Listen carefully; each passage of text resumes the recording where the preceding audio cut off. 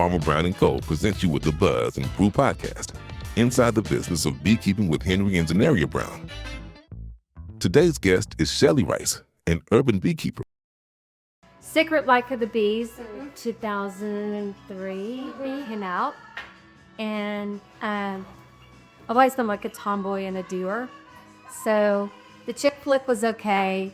I can't really tell you anything about it, but I can tell you that I fell in love with the heart about bees. Just reading about their luck in the hut and working together as women. I don't know, that just really sparked me. So back then in 2003, it wasn't internet. Yeah. You had to get outside. Well, you have to get outside, but you can learn anything about the bees. When the kids and I would go to the library, would look to bee books, and there were like 4. And one of them was Beekeeping for Dummies. Wow. And one of these young guys from Redneck had that played with the kids and babysat for me. And he eventually became an F&A student. And he's the one that named my first bee book, the Beekeeping for Dummies. Wow. So yeah, he ended up becoming an environmental teacher. And then I ended up going to his classes to teach beekeeping. When he was at HISD, he was there for about 10 years, I think. It's a funny way the world works. God will bring people to your life to help you. And that's how you literally came into Right, I was going to say we were literally students. We were big students, and you were so kind enough to bring the fact. Like I tell you because you need to hear it. You were the first teacher that inspired us, opened the door. And as we're learning in the beekeeping community or in the world in general, you get so many type of people. But you were so open, so kind, and you were just very patient with us being students of not having any knowledge about bees. But Miss Shelley, next thing I want to know is, when did you get into your crack open your first eye? Oh man. Well, I had to wait because I didn't have any time. Because in 2003, I became pregnant with my last child. And so I had my mother-in-law in diapers and a baby. And then 3 little boys in between all that. And one of my kids had a lot of health issues. And there was just no time. So my mother-in-law passed away in October 2007. And I signed up for a leisure learning class as with Donald Berger that fall. And I think the class was in November. And he instructed us you got to order your bees now, and this is who you order them from. And there were only 2 people to order them from. It was Bee Weaver and R Weaver, and that's it. We had an opportunity to go there. It's so cool. Yeah, it really is. So I ordered my bees, and they said they were going to be ready for pickup on April 1st. So on April Fool's Day, that's my anniversary. Wow. And yeah, that's my official anniversary is April Fool's Day. April Fool's Day. We should have a party. We should. We should have. That's so fun. That's so fun. So you I loaded up the kids, Mm-hmm. and we went to pick up the bees. Yeah. We drove to Navasota in the white expedition, full of kids, and it was just crazy. My daughter, for one of my notebooks that I keep my paperwork and text in, it's her drawing of the experience, and it's so cute to see that. It's really cute. She made like the blue bonnet wildflowers like this big, and she drew a bee on it, and it was It was great. So we picked up the bees and we brought them home, and I hived 2 of the nukes in my backyard in Bel Air. And then I was working quite a bit as a volunteer at a garden in the fort. And the guy that was doing the garden there, Joe Isaac, said, "You can bring the bees out here and be our beekeeper." So I put bees out there, and when I was working, people would stop and he'd say, "Oh, our beekeeper's in the back. Talk to her about the bees." And I would tell her like all 3 things I knew. And it just, the more I met people and the more bees I got and the more experience, we started having school groups out there from And you're the lead teacher? well, we have 5 stations, and it was soil and seeds and retention water to grow plants and fish, and the beekeeper. And so I would get them for one station, and then when all the kids came together, which sometimes was up to 200 kids, Wow. I would take this stage that they built, and I would just teach basic beekeeping, and I'd have the kids come up and work the smoker, and anytime kids and boys especially. It seems like the 2 things that come natural to, well, I'll say the 3 things that come natural to you: a doer, like you just said, teaching, educator, because you taught us, and then becoming a beekeeper. You were a mother, so you had to teach them. But it seemed like all of this just came so natural to you. It happened organically. Yeah. Yeah. And then as the beekeeper there was only one other woman in town that did beekeeping, Jennifer Scott. I mean, the bee wrangler. She's amazing. And I was able to just do a few things with her. She was very guarded with her work back then. And I wanted to walk with her and learn that it just wasn't available to me. So I just self-taught. And we started to have internet. I joined the Beekeeping Association. I didn't miss a meeting.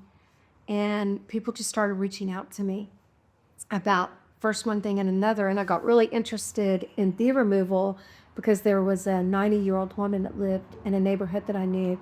And she had bees, and she'd had them for a long time, and she didn't have the money to remove them. Mm-hmm. And so I just said, I'll do it.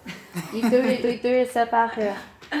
And so, yeah, I can't say it was exactly successful, but the bees were removed in the most humane way that I knew to remove them then. And so I did that. And I just took whatever challenge came up, and I said yes to it. So while we're on this topic, 2 things I want to know. So was it the natural way that you removed them, like placing the bee box there and having them transfer themselves? I did do it by hand for a long time. Wow. And it was very, very difficult because you know how difficult it is to learn to spot the queen and to understand how it all works. Mm-hmm. But if you have the basic knowledge and you know how the pheromones and all that work, you can make it happen. But I sure do like that little vacuum. The vacuum? From Oh, yeah. right now. The vacuum. Yeah, we love the vacuum. Yeah, for sure. That's good. What was your biggest mistake starting out early on? Well, I would say I was using the equipment that was available to me, but I made a lot of mistakes with that equipment, and I had bee mortality, and it made me not want to do it anymore. The removals, because I couldn't get it right. Yeah. And right in my sense was I did a lot of removals. I helped a lot of people, but I was still super unhappy about how much mortality there was in Jamaica. And I knew that there was a better way. I'll tell you this, one day I killed a queen because I was talking too long. As you see, I like to talk. I was talking too long. I had the queen just separated by herself because we were getting ready to put her into a hive. Right. And I guess she just got too hot. And I felt so bad. I have lost queens. I mean, one time I forgot that I had a queen. I put her in my console to keep her cool and away from the sun. And then I got distracted. Same thing. I went in the house. I didn't carry her in with me. And I've done that before. It's a terrible feeling. Now, All Things Bee Texas, your business where you educate, you mentor, where you provide agriculture services, I'm going to say around the globe. Well, now. Because you are very experienced and you took the time to self-teach. How did you get into the opportunity of making it a business? Like a lot of new beekeepers, they probably struggle financially or struggle to figure out how to make beekeeping an actual business. Well, I mean, I've been lucky. I had my husband and partner, I had that support, that financial support. So my eye wasn't ever on the money. Mm-hmm. And it does upset me when I see that there's a lot of beekeeping going on that's money's being made off the backs of bees. Because for me, I have to keep them the forefront and not think about where the money's going to come. And it's not that I don't need to make money. I do need that money to continue to grow my business and support the work that I do. But a lot of work that I do is lending service. So I'm blessed in the way that I don't have to make it all about the bottom line. And that frees me up to do so many other things. But I really love that, because what you're saying is once you focus on the bee, the skill, the craft, and actually learning how to take care of What you need comes along. Right. Yeah, you will be blessed. I really love that. So if someone was to start from scratch, like we were once upon a time, you were teaching us how to extract honey, and someone walked up to you asking you, how do I get into bees? What would you say to them first? First and foremost, find a mentor. That will save you so much time and money. Yeah. And then stay off the internet. Yes. Only, well, now there's a lot of good beekeeping out there, but there's a lot of junk too. So a good mentor will turn you in the right direction, so the time that you're spending isn't wasted. Yeah. And it also will change. Like, I started out using 10 frame boxes, but that's what I was taught. Yeah. And then I was using plasticell at first. And then I met this guy, and I can't think of his name right now, but there were some really good films and documentaries done years ago on beekeeping. And he was in Nornicling, and he came to Houston, and I attended his lecture, and I made sure that, I met him and talked to him. And he said to me, "Oh, so what type of frames, wax do you use?" And I said, "Plasticell." And he said, "Oh." He said, "Do you have children?" I said, "Yes, sir." And he said, "Would you raise them in plastic?"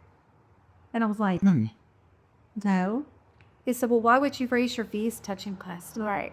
It's not good. And I was like, oh my gosh, I've got to rework all these hives I have. So I slowly got out of plastic and started using wax foundation, and also letting the bees create their own environments.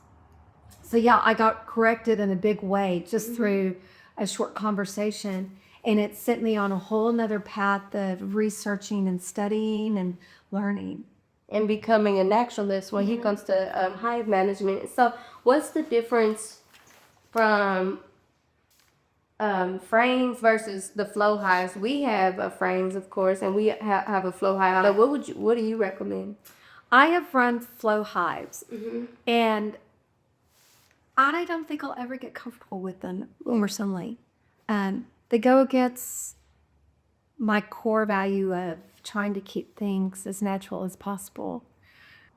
The flow hive is difficult in Texas because of the small hive beetles and all these things that get into it, especially in Houston. I mean, you don't like to think about it, but there were roaches in the hive frames of the flow hive encased in there. Lots of insects and stuff. Now they flow out, but and I know that those insects come through the hives. But the flow hive caught us, and trapped them, and that was a real eye-opener for me. I'd never uncapped honey and found bugs inside, but uncapping the flow hive is using that metal stem and inserting it in the top and then turning it so it puts pressure and separates that. Well, one of the flow hives that, without doing a deep dive, I would not have seen this, but what I had to do is this flow hive wasn't flowing. So I had to pull all the frames out and do it in my kitchen. And when I did that in my kitchen, I saw a lot of things in the hive that I didn't see during working it. Off Carolina, I was telling Miss Shelley, we just did bee removal, and I saw some hive beetles. I was working around because you don't want those hive beetles. And bees are the most like neat creatures. They're clean. They don't want all that junk around them. Now, what about top bar hives? Is that your go-to? I worked top bar hives early on, Mm-hmm. and I created a bee yard in downtown Houston with them. And I also worked the top bar that was on top of Discovery Green, the restaurant. I ran the top bar and added Langstroths. I did that for like 7-8 years. And recently, well, now it's in the past, but last spring break, some kids breached the security. They climbed up and over to the roof, and they pushed the top bar hive off the roof, and it landed on this roof line that was the porte-cochere, the carport for the restaurant below. And luckily, no one was injured. But it was decided it was time to go ahead and just let the bees go. So it was a long project because I was adamant about rehabbing them. They were still alive even though they had been upside down for 2 weeks. So I went back and righted everything, cleaned it up, split in, and got them both working. And then, 2 stories up, and there's no access except for through the kitchen or a lift. So it took a while, and then I guess it was about 6 weeks later, because there's a lot of activity going on at Discovery Green. You can't So many flowers, so many people. well, so many people, and then the wind and the events and all that. So it was always a hit or miss being able to go and work. And I was not on staff. It was 11 service. But the bee removal was a job to move it. And so once I got it ready, we took all the bees over to James Butte Park, which is the historical park just east of the baseball stadium, the Dakin Mount.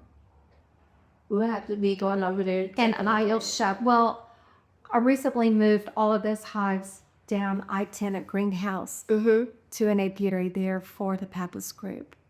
And I moved them before winter. It was really good because the homeless come through, and they had been breaking my top bars apart and using them as firewood because I had roofing, like roofing material. And that stuff is expensive. It's $300 for roofing, the shingles. And so I just moved them out of harm's way for winter. We're going to go back with the same comforts. Okay. I would love to. Yeah. Miss Shelley, this is a beautiful home. Outside, inside is nothing to compare. Like I said, you cannot have any expectations on the inside. But outside, briefly, if you walk by, you can see the beehives. And you talk about monoculture. You talk about allowing your grass to grow a little bit, letting the flowers grow. You don't have to keep your lawn all the way super, super tidy. Yeah. But how did this come about with you setting hives downtown in the middle of Houston? And like, you don't notice, but it looks so beautiful if you were to stop by and gaze at it. Well, we do have people that stop by and look over the beds.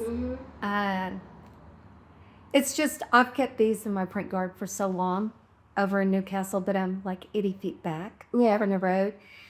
And I needed a place for these bees. They couldn't go to their owner's house, and it was supposed to be temporary, it's been a year. I love it. But it's a super cool project too. Gonzo 24/7, well-known graffiti artist in town, was commissioned to paint their bee boxes. Wow. And they're incredible, and I cannot wait to deliver them. They're safekeeping over in my dining room. So, yeah, the yard thing has always driven me crazy because we spend so much money on tearing up the environment. And when I start to explain to people, I start with flowers. Yeah. because they're like, what can I do for the bee? And I go, well, ask your yard people to only blow every other week if you must have it done. But all that, it just kills me. So think about this. They're blowing the leaves off. Well, those leaves provide coverage for the insects that are in the grass. And you can see a yard that's overblown because they're knocking the topsoil off. So you see these hard looking flower beds. Well, the landscapers and the yard guys, they just dump mulch and stuff. Yeah. Yeah, they'll just dump it over. But what's happening is they're blowing the yards and the leaves and everything off the brats. And of flower beds, they're raking. And they're disturbing the environment for the worms and all the insects. They're making it unnatural. Well, the feed birds. And you start messing with the larger insects and the birds. And you also mess with the soil and the flowers and everything that people are planting. Even though they're providing nectar and pollen for the bees, they're not being grown to be as nutritious as they could be. So you're getting these plants put in dehydrated soil that doesn't have any nutrients to grow that flower, so that flower can produce great nectar and pollen for the birds and the bees. Yeah. And so the bees are being affected by that because they're not getting the best. The unpredictable of nature. How has that been for you? Because nature is gonna do what nature is gonna do. Oh man, No day is the same. a young beekeeper, I remember just being so upset about and worried about the bees with these cults house and all those. You have to relax like you do with the kids. I always tell classes that beekeeping is so similar to parenting because it's based on your value system and your economics and your knowledge. And everybody's going to have their own way of doing things that's most comfortable to them. And I say follow that, but follow it based on good education and good foundation. Noted. Because Salani really likes you. I would take that note with I you. am super, super fond of her too. Now, in your experience from 2007, what is one thing that was your truly your takeaway in all this time? Oh gosh, one experience. I can't pick. I've had so many. Do you have a favorite experience? You know, I have been so blessed. I've had, to be able to work in the schools. I've worked the rodeo. I have access to Houston's most beautiful gardens as their beekeeper at Herman Park and at Discovery Green.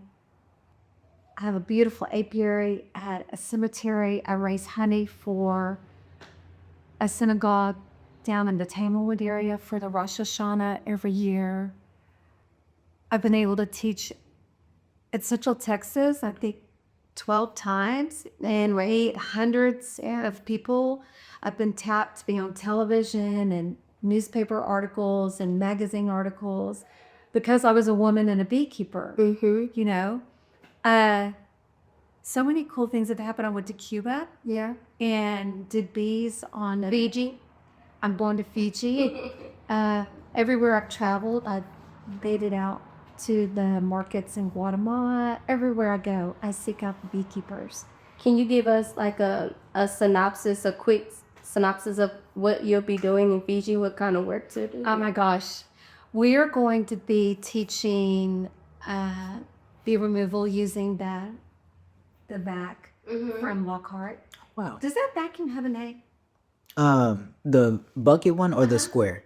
The bucket. I don't know the bucket one's name, but the box one is called the Colorado Bee Vac. Okay. That's the Yeah, that's right. that's the system that we use. And we're gonna just be assisting my Fiji mentee that I had in working in her community because they're experiencing quite a few losses in beekeeping, and their bees are in a totally different environment, of course. They're inland and it's volcanic rock. It's really hard conditions. Everything is carried in. And so with the top bar, that's a whole new ballgame for them.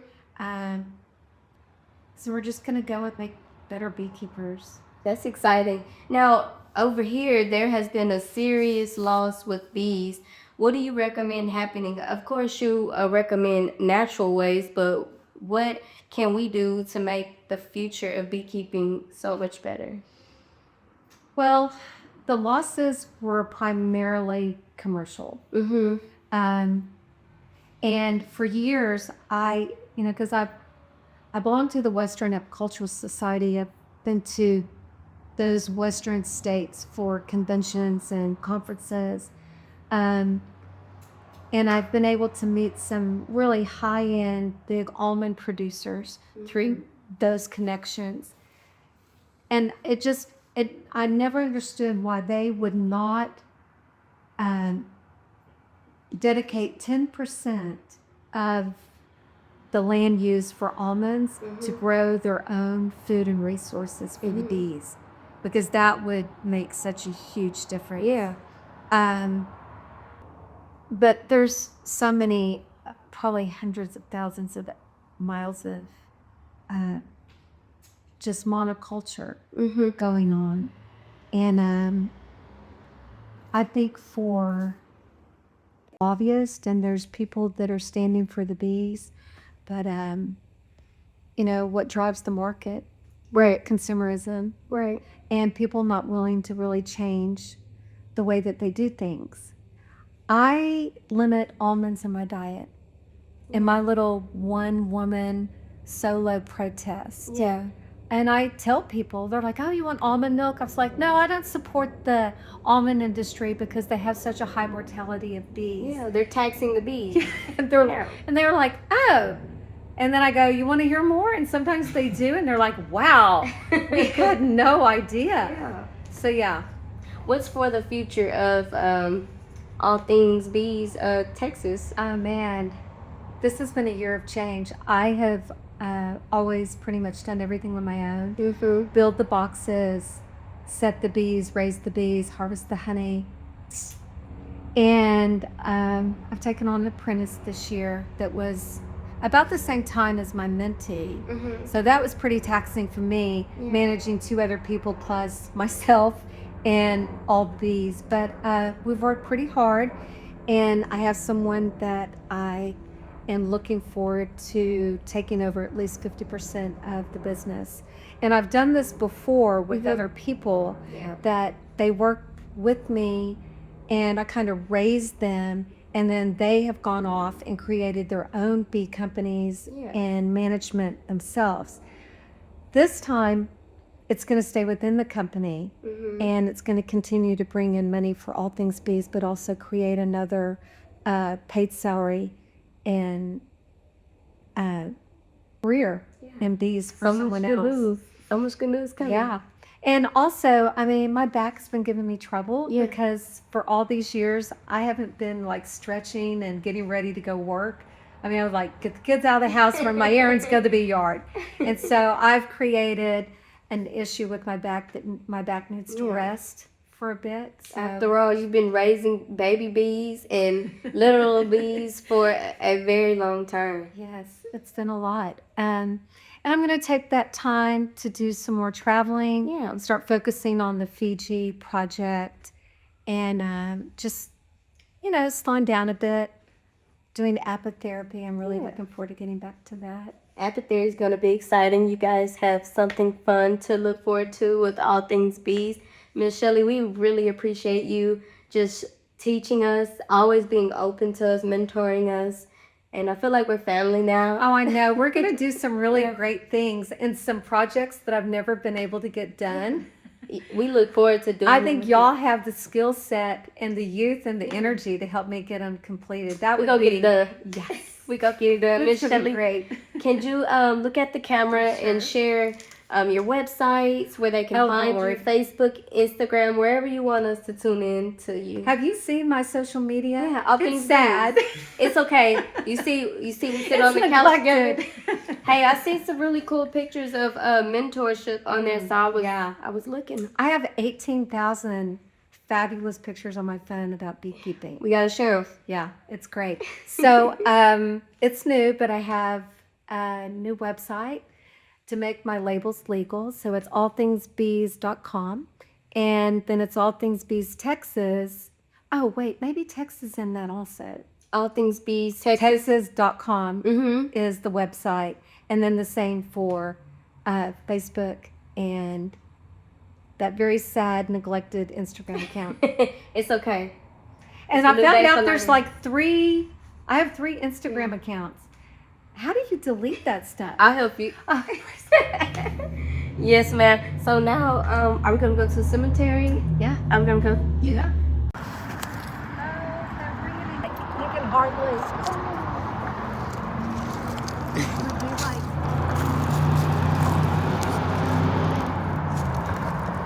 Wow. Me and Helani's gonna hug the tree. Okay, let me see. I don't wanna drop my baby. Whenever you were embracing the tree, what did you feel? Similar to what she said, that humans, we can feel big. We make ourselves bigger than we are sometimes. And it's just humbling to know that this big, massive tree was here long before us, long before we were born. It'll probably be here long after us. Yep. Wow. Miss Shelley was telling us that she has met a beautiful lady, has gotten to know her. The lady, the Hoffman family, she lost her son. There's a toy truck over there, as you can see, and Miss Shelley leaves her honey sometimes, so that's a sweet gift. Hoffman right here, a lady lost her son.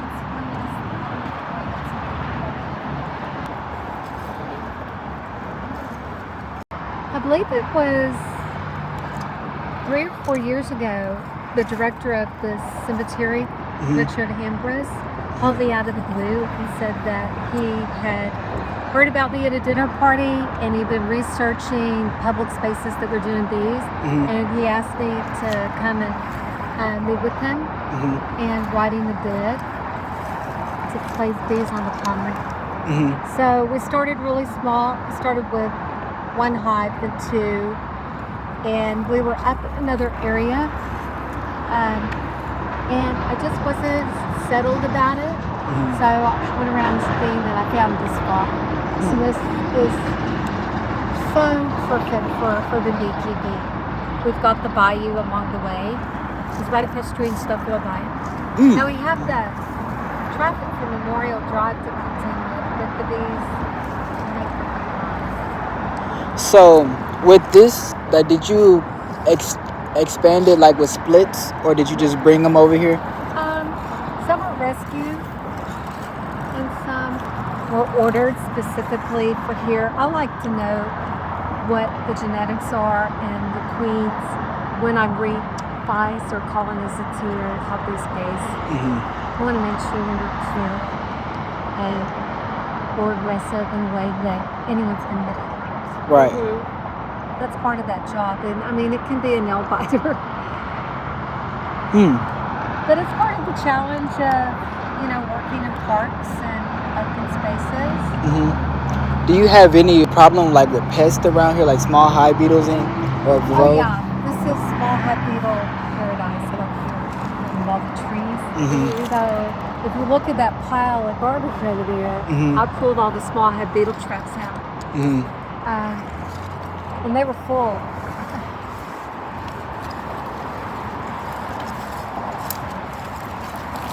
All that beetle season for me is usually in the summer and the fall.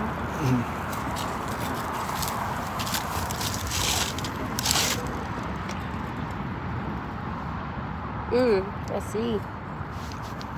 Hard to see because now they've all clumped together, and I poured the oil out of it. So this is an oil and vinegar mixture, and the vinegar draws the small head beetles in, and then the oil's job is to just trap them so they can't climb out. But one thing about this provides a lip, and so many beetles hide underneath here. Right. So when you're pulling these out, you have to be ready with some kind of control, or you've got 20, 30 beetles scattering down away from the light into the hives. So yeah, they're clever. The small head beetles are in the family with the ladybugs. They have the same wing design, and they're rich in their host tree that they really like the best is the pawpaw. It's a tree that has these blooms that close up at night. Oh. And so it creates that environment with the sweet nectar, and you're enclosed, and it's nice and warm and moist. I think that's why they like the hive so much, because it has the same environment as the pawpaw. Are there pawpaw trees in Texas? Yeah, they start from up the far-reaching north, and they cascade down. If you Google it, you'll see the pawpaw. But it's really in the northeast that you find them. So how many yards do you have that are similar to this?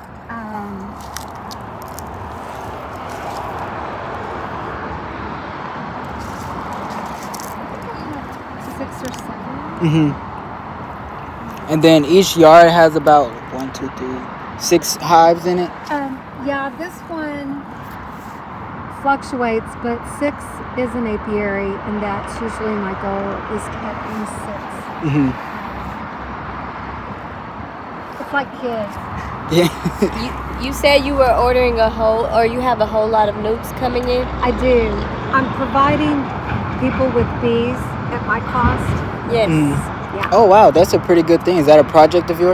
I try and take on people each year because I want it to be affordable for everyone. Yeah. And that's like part of my effort. And I've got people that contact me that need help. I have a lady that bought 4 flow hives in Cat Springs. And she reached out and she's like, I need bees. And I was like, well, what do you have? And she goes, well, I got these flow hives. They're in a box. I haven't built them yet. Anyway, so I won't work for her, I don't see, continuously, but I said I would buy bees for her and come out to Cat Springs and install them for her. Helping them and get her set up. started. So, yeah. And then I'm starting my own apiary in the country. In Tanglewood. Tanglewood? Okay. I already have 3 hives there from this year. And 2 of them were nukes from last year from the same producer, Peterson's Farms. And so I'm adding an apiary. I need more bees to go and work there. So 2 or 3 doesn't cut the mustard for taking the time to go. whenever you get a client that says, oh, we're wanting an apiary or something like that, so you say you don't do splits, but you will purchase, install a 5-frame nuke and you start it from there? Yes, because I want to know who the queen is. I want to know the genetics in someone's backyard. Which breed of bees do you lean towards? Italians or Carnolians?